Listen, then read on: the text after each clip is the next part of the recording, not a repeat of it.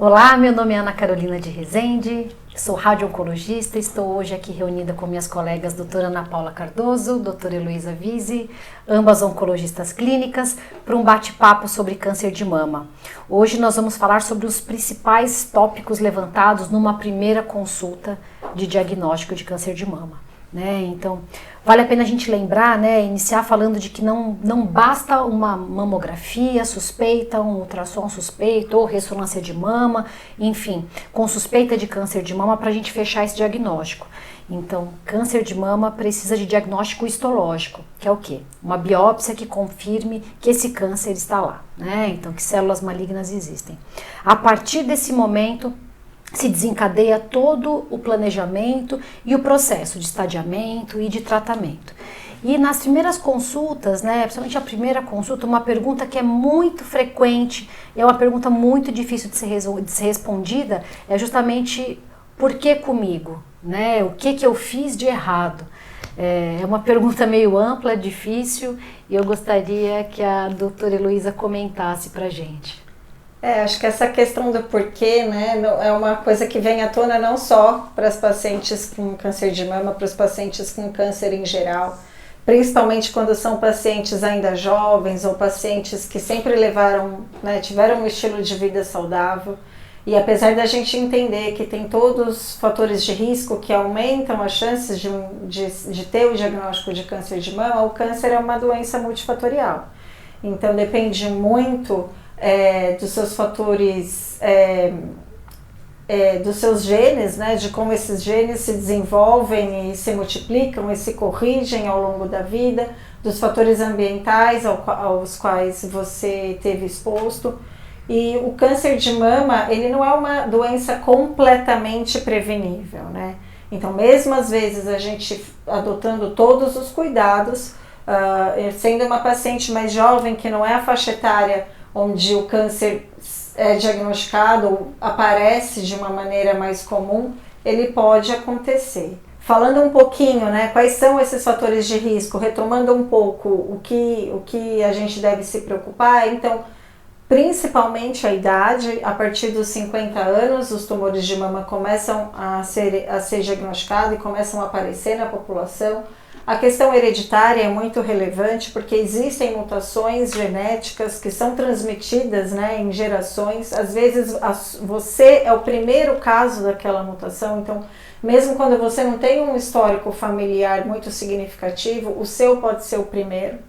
E aí tem algumas coisas que a gente leva em consideração, como se é um câncer que foi diagnosticado numa idade mais jovem, que tipo de câncer é esse, tem alguns que são mais frequentes na população com esse risco hereditário, mas lembrando que só 10% dos tumores de mama são hereditários, os outros 90% são espontâneos, e podem estar aí sujeitos a diversos fatores, como a paciente que não teve filhos, o paciente que engravidou muito tarde, não amamentou, pacientes que tiveram uma exposição ao estrógeno mais prolongada, então tiveram um início da menstruação mais precoce, um retardo da menopausa, mamas mais densas. Então são várias questões que podem aumentar o risco, mas nenhuma delas é uma causa única e isolada. Então é difícil a gente dar essa resposta, que às vezes para a paciente naquele momento do diagnóstico é relevante. Mas, na verdade, a gente tem que pensar no que a gente pode fazer diante desse diagnóstico para poder iniciar o tratamento e ter uma chance real de cura.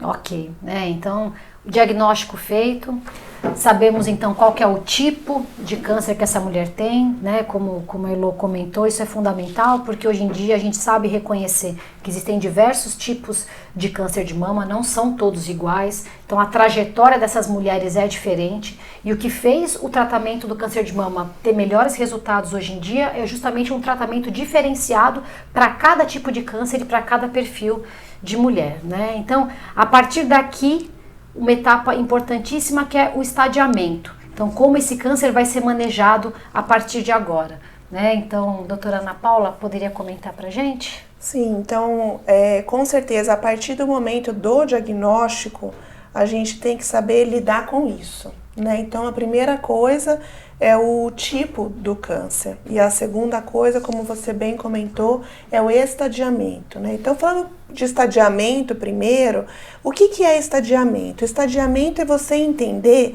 qual é a extensão daquela doença, aonde ela se localiza, qual que é o tamanho e até onde ela vai, porque às vezes ela não está só na mama. Ela pode se disseminar tanto para a axila diretamente, que são os linfonodos ou a íngua, que as pessoas costumam dizer, assim como, infelizmente, para outros órgãos. E você saber aonde, o tamanho que ela está e para onde que ela foi, se chama estadiamento. Essa é uma etapa importante, que ela é feita de acordo com o risco da doença, com ultrassom, raio-x de tórax, ou então numa segunda etapa, para mulheres com maior risco, tomografias e até PET scan, que é um exame que faz aquele rastreamento e vai entender exatamente qual a extensão da doença naquela mulher. Então essa é a primeira etapa, a etapa do estadiamento. Você entendeu aonde que a doença está, você já sabe qual que é o risco que ela tem de ser tratada e voltar, e qual que é o risco, qual que é a chance de cura que aquela mulher tem. E esse estadiamento e essa chance está diretamente relacionado ao subtipo da doença, né? Então, quais são os subtipos? O câncer de mama é uma coisa extensa, né? A gente tem um conhecimento muito amplo sobre a doença, então hoje em dia não basta mais você saber o nome, o sobrenome da doença, você tem que saber quais são os aspectos da superfície da célula que vão expressar ou não, por exemplo, os receptores hormonais, ou então aquela outra proteína bastante conhecida, que é a proteína do HER2.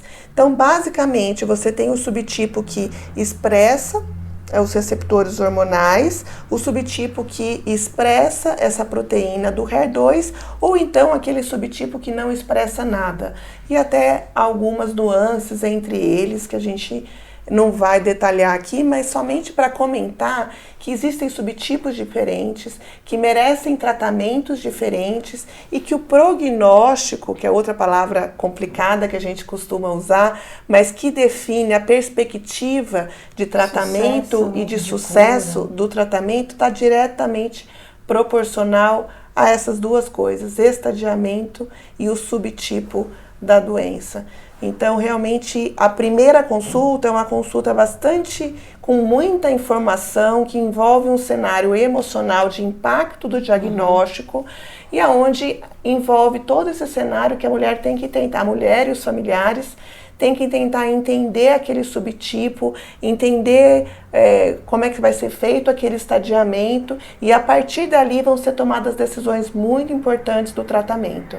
Então é uma consulta muito importante. E justamente como existem muitas particularidades, o nosso bate-papo de primeira consulta termina por aqui, e em outros vídeos nós vamos abordar justamente os aspectos de tratamento para cada tipo de câncer e para cada estadiamento também. Obrigada. Né? Obrigada, gente. Obrigada.